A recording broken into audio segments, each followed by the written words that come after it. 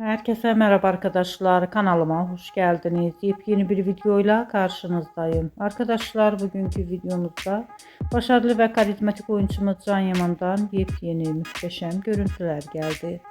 Can Yaman'ın farklı özel paylaşımlarını sizler için YouTube kanalımda video halinde sunuyorum arkadaşlar. Yepyeni projeleriyle gündeme gelen Can Yaman'ın yeni görüntülerini görmek istiyorsanız da kanalımı izlemeyi ve bildirim butonuna basmayı unutmayın. Şimdilik benden bu kadar olsun arkadaşlar. Yeni videomuzda görüşmek üzere. Hoşça kalın, sağlıklı kalın. Umarım videomu sona kadar izleyeceksiniz ve beğeneceksiniz.